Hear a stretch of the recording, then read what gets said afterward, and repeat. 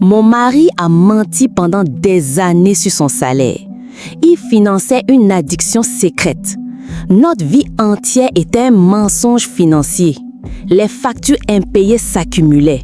La lumière avait été coupée 2 fois. Mon mari, Oumar, disait toujours que c'était la crise, que les salaires étaient bas. Je le croyais. Il rentrait tard, épuisé. Je pensais qu'il travaillait dur pour nous. Un jour, une lettre de sa banque est arrivée. Une alerte de découvert massif. Impossible, il me disait qu'il gagnait à peine de quoi vivre. J'ai ouvert l'enveloppe. Mon sang n'a fait qu'un tour. Son salaire réel était 3 fois supérieur à ce qu'il nous donnait chaque mois. La pile de relevés bancaires, j'ai tout étalé sur le sol.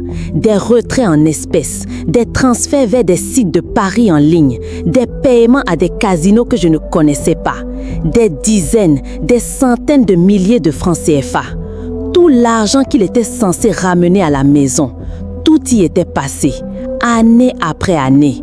Il nous privait du nécessaire pendant qu'il dilapidait des fortunes.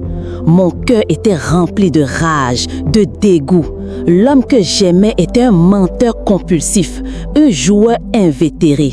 Je l'ai attendu, assise là, entourée des preuves.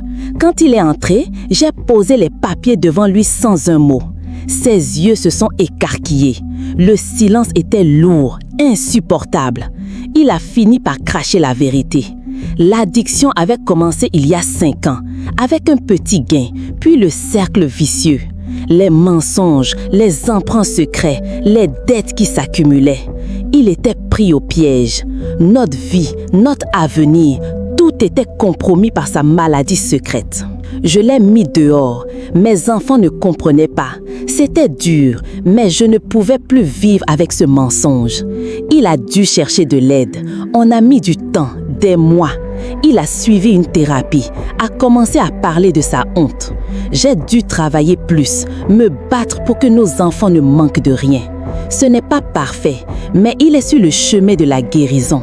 Et moi, j'apprends à reconstruire la confiance, même si c'est la chose la plus difficile que j'ai jamais faite. Cette épreuve m'a appris que la vérité, même brutale, est le seul chemin. On ne peut pas bâtir sur des mensonges. La reconstruction est longue, pleine de doutes, mais elle est possible. C'est un combat de chaque jour, mais on se bat. Abonne-toi, partage et commente pour plus de contenu comme celui-ci.